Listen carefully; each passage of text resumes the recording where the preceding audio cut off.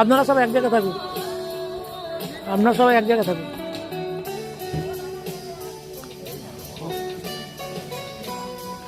চলুন আমরা সব এক জায়গায় থাকবো।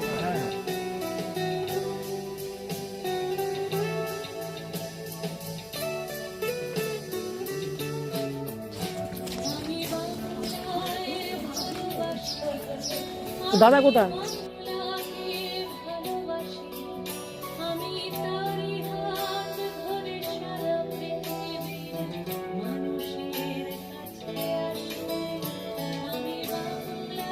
বোঝান সব।